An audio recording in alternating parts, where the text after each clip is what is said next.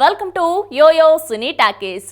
రావు రమేష్ తెలుగు సినిమాలో విలక్షణ విలన్ ఎవరంటే ఠక్కున గుర్తొచ్చే సమాధానం. లెజెండరీ యాక్టర్ రావు గోపాలరావు తనయుడిగా సిల్వర్ స్క్రీన్ కి ఎంట్రీ ఇచ్చిన రావు రమేష్ లేటెస్ట్ గా వచ్చి మంచి గుర్తింపు తెచ్చుకున్నారు. సీమసింహం సినిమాతో వెండితెరపై కనిపించిన ఆయన తర్వాత అవకాశాలు రాక బుల్లితెరపై నటించారు. దాదాపు 5 సంవత్సరాల తర్వాత ఒక్కడున్నాడు సినిమాతో రీ ఎంట్రీ ఇచ్చి గమ్యం సినిమా నుంచి మంచి పేరు సంపాదించుకున్నారు. ఇక అప్పటి నుండి ఇప్పటి వరకు దాదాపు 200కు పైగా సినిమాల్లో చేసి మంచి క్రేజ్ తెచ్చుకున్నారు. ఈ నేపథ్యంలో అసలు రావు రమేష్ సినీ పరిశ్రమలోకి ఎలా అడుగు పెట్టారనే విషయాల్ని ఒకసారి తెలుసుకుందాం. రావు రమేష్ కుటుంబంది ఆంధ్రప్రదేశ్ లోని శ్రీకాకుళం జిల్లా అయినప్పటికీ ఆయన మాత్రం నటుడు రావు గోపాలరావు కమలకుమారి దంపతులకు 28 ఏప్రిల్ 1968 చెన్నైలో జన్మించారు. తండ్రి రావు గోపాలరావు ఒకప్పుడు సినిమాలో విలన్ పాత్రలు పోషించారు. తల్లి కమలకుమారి గ్రామాల్లో హరికథ, రామాయణం, మహాభారతం చెప్పేది. ఇక రావు రమేష్ మొత్తం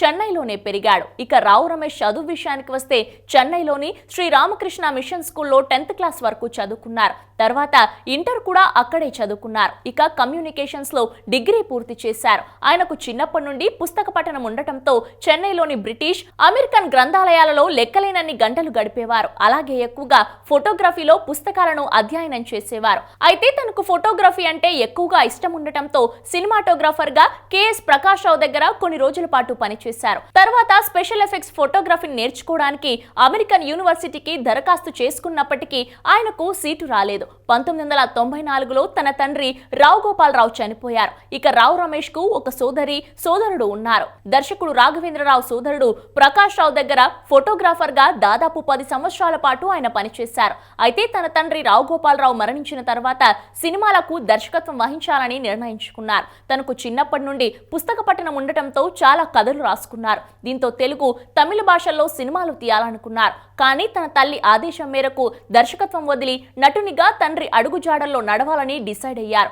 ఈ క్రమంలో రత్నకుమార్ డైరెక్ట్ చేసిన టీవీ సీరియల్స్ లో నటించారు. అయితే కొన్ని ఆర్థిక ఇబ్బందుల వల్ల ఆ సీరియల్ ప్రసారం కాలేదు. ఇక 2002లో బాలకృష్ణ, సిమ్రాన్ ప్రధాన పాత్రలు పోషించిన సీమసింహం సినిమాలో హీరోయిన్ సిమ్రాన్ కు సోదరునిగా నటించారు. అయితే అది చిన్న పాత్ర కావడంతో ప్రజలకు చేరువ కాలేకపోయారు. ఆ తర్వాత సినిమా అవకాశాల కోసం ప్రయత్నం చేసినప్పటికీ ఆయనకు నటించే ఛాన్సులు రాలేదు. ఈ నేపథ్యంలో చెన్నై వెళ్లి పవిత్ర బంధం, కలవారి కోడలు వంటి సీరియల్స్ లో నటన ప్రారంభించారు. అయితే సీరియల్లో చేసే సమయంలో చాలా మంది టీవీ నటులకు డబ్బింగ్ చేసుకోవడానికి ప్రయత్నిస్తున్నప్పటికీ రావు రమేష్ తన సొంత డబ్బింగ్ ను తానే చెప్పుకున్నారు. ఇది తెలుగులో తన నైపుణ్యాలను మెరుగుపరచడానికి అవకాశాన్ని ఇచ్చిందని చెప్పొచ్చు.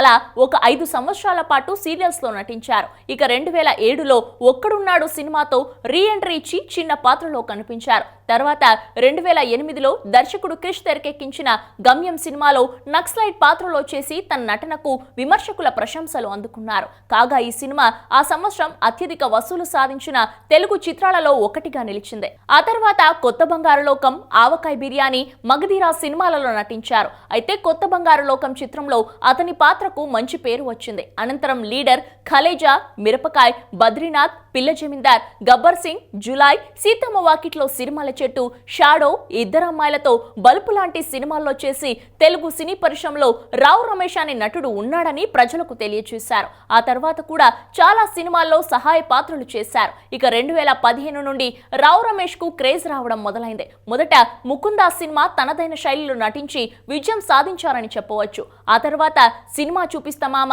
సన్ ఆఫ్ సత్యమూర్తి, దోచై, Bengal Tiger, Bruce Lee, Tripura, speed ఉన్నోడు, సర్దార్ గబ్బర్ సింగ్, బ్రహ్మోత్సవం, శ్రీరస్తు శుభమస్తు సినిమాల్లో సహాయ పాత్రలో చేసి ప్రేక్షకులను మెప్పించారు. ఆ తర్వాత కాటమరాయుడు, హైపర్, తిక్క, నాన్న నేను నా బాయ్ ఫ్రెండ్ సినిమాలో నటించి ప్రజలకు మరింత చేరువయ్యారు. అనంతరం RX100, భరత్ అని నేను, అరవింద సమేత, 24 కేసెస్, యాత్ర సినిమాలో నటించి తనకంటూ మంచి పేరును సంపాదించుకున్నారు. ఇక ఇటీవల వచ్చిన మజిలీ సినిమాతో తన నటనను మరోసారి నిరూపించుకున్నారు. ఇక మొత్తానికి రావు రమేష్ తెలుగులో దాదాపు 200 సినిమాల్లో తండ్రి పాత్రలో విలన్ గా కనిపించారు. అదే సమయంలో తమిళ, హిందీ భాషల్లో కూడా క్యారెక్టర్ ఆర్టిస్ట్ గా నటించారు. రావు రమేష్ ప్రేమించి పెద్దల సమక్షంలో వివాహం చేసుకున్నారు. కాగా వీరి దంపతులకు ఒక కుమార్తె, ఒక కుమారుడు ఉన్నారు.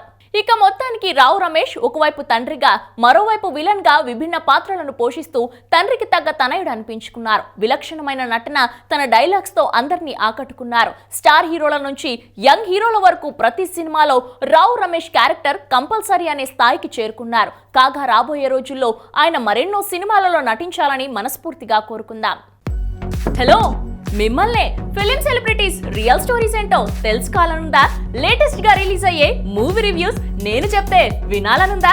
ఇంకెందుకు ఆలస్యం, యోయో టీవీని సబ్స్క్రైబ్ చేసుకోండి. అలాగే మర్చిపోకుండా యోయో టీవీ యాప్ ని కూడా డౌన్లోడ్ చేసుకోండి.